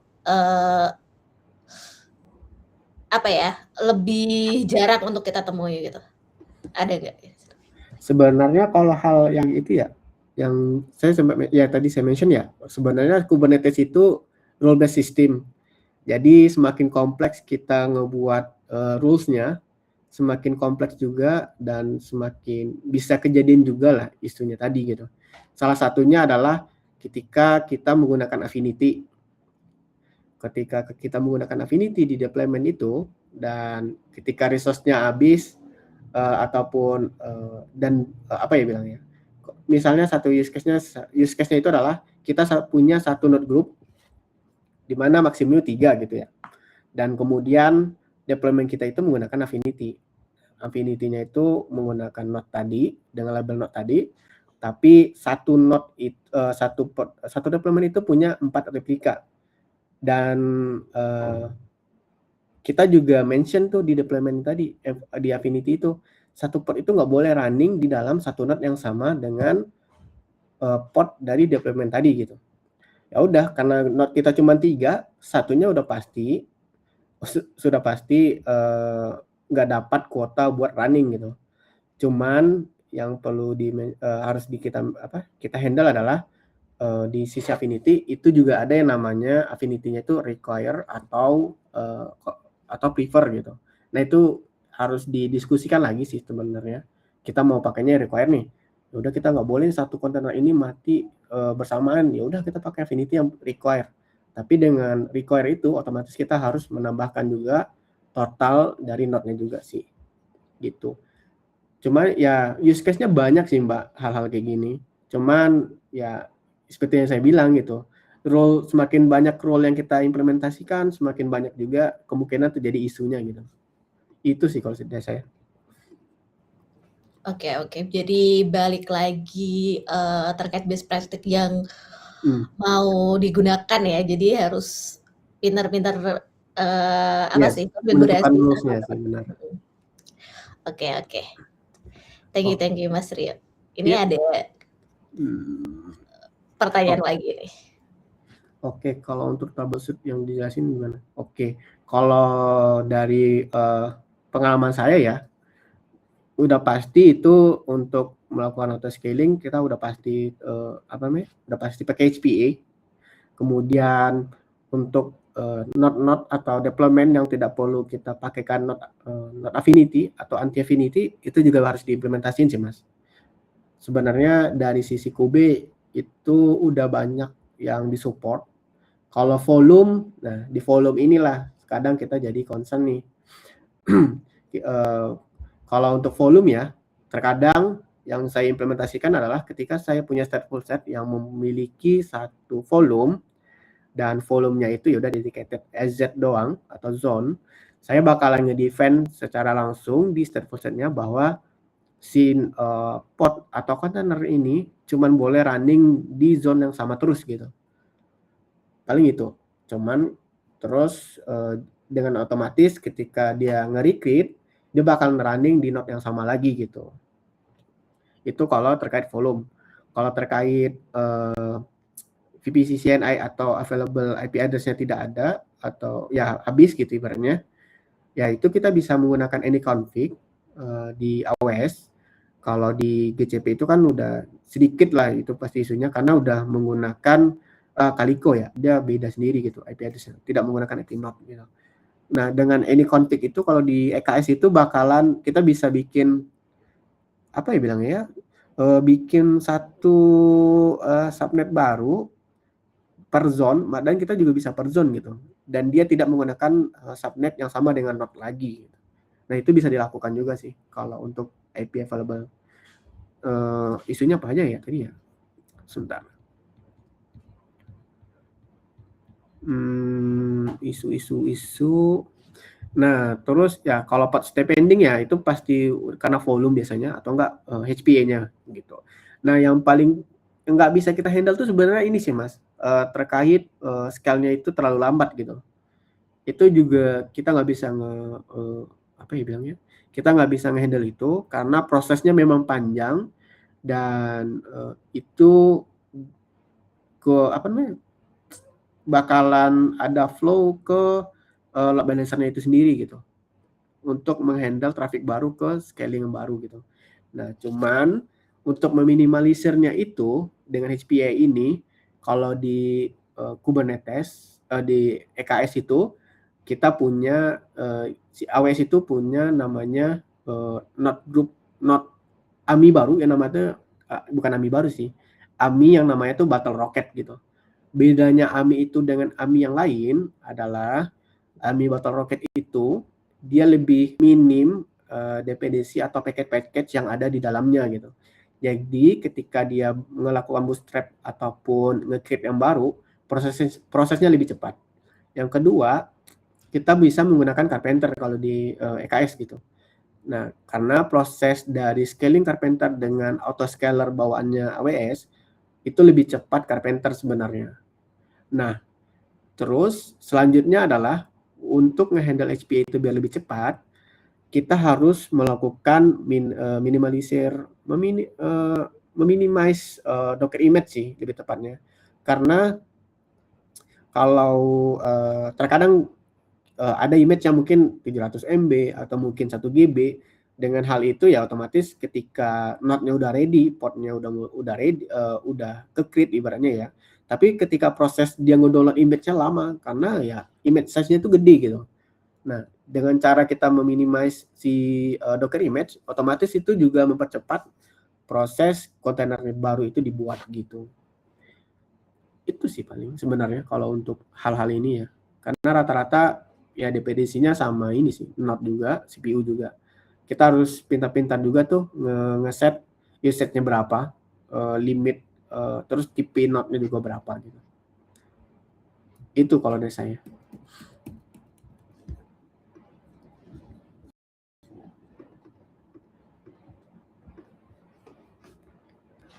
Oke, ya sama-sama. Bagaimana Mas Ria melihat PCI automation untuk bentar.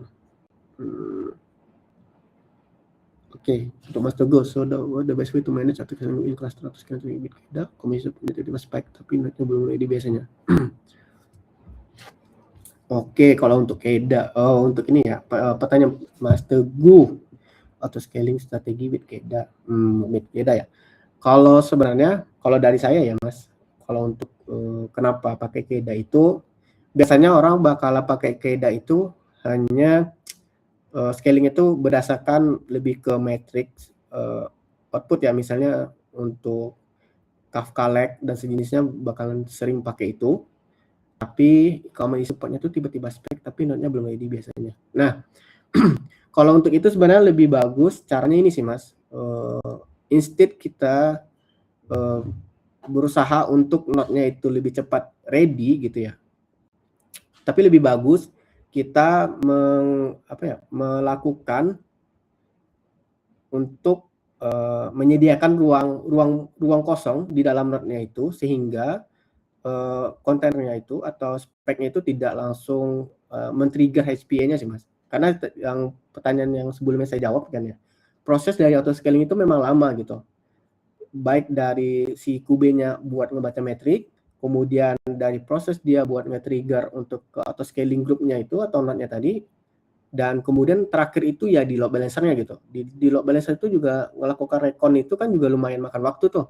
Bisa 1 menit atau ya 1 menitan atau 30 detik gitu ibaratnya. Nah, itu juga lumayan makan waktu, bisa 5 sampai 8 detik 8 menit gitu dalam prosesnya. Nah, tadi saya juga sempat mention gitu, kalau memang tidak kita susah ya melakukan untuk memberikan ruang kosong di dalam node kita gitu. Ya udah, bisa dengan cara pindah ke button rocket atau menggunakan AMI yang lebih simple gitu. Isinya tuh tidak banyak gitu. Jadinya pakai button rocket kalau di di EKS, sorry. Nah, kalau selanjutnya, kalau untuk auto scalingnya kita bisa pakai Carpenter.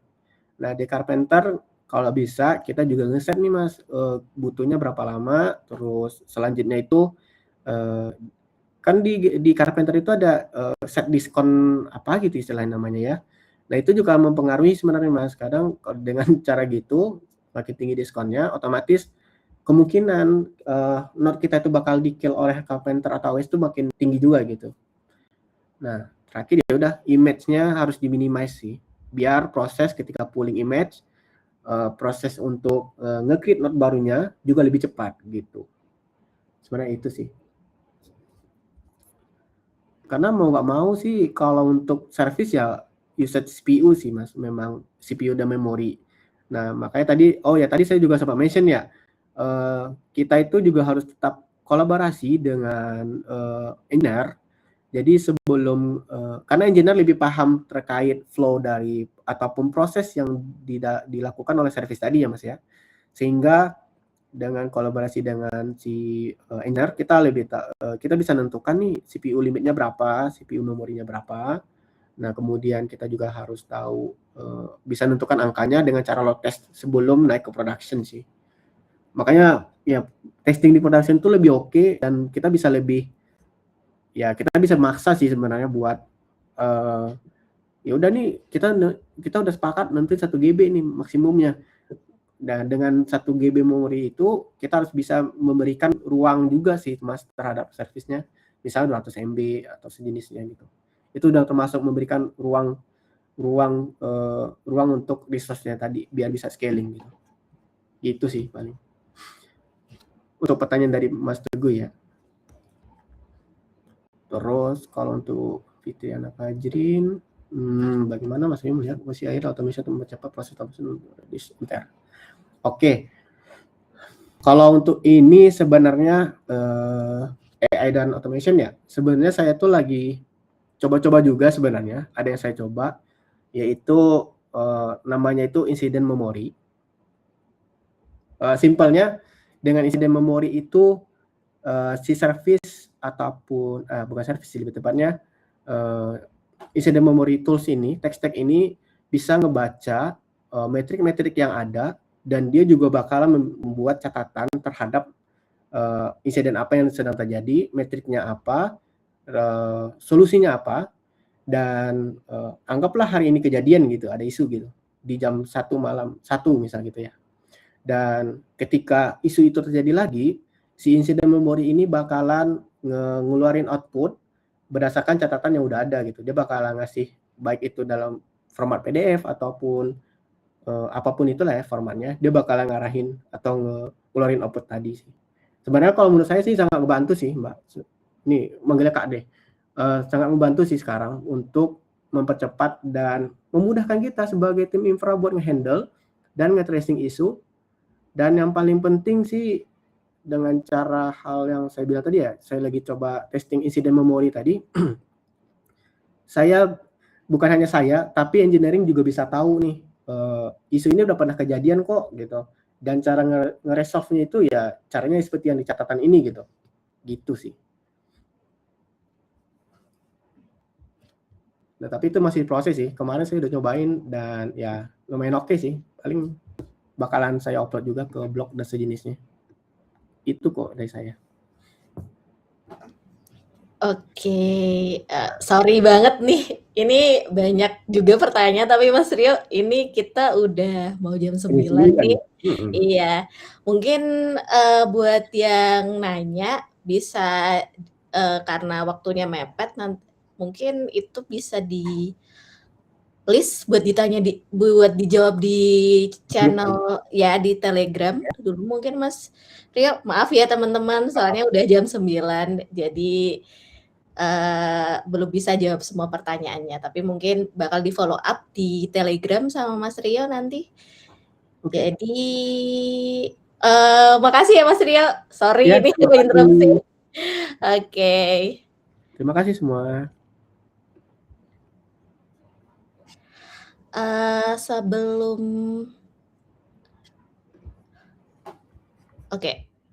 sebelum kita akhiri mungkin mau minta tolong buat teman-teman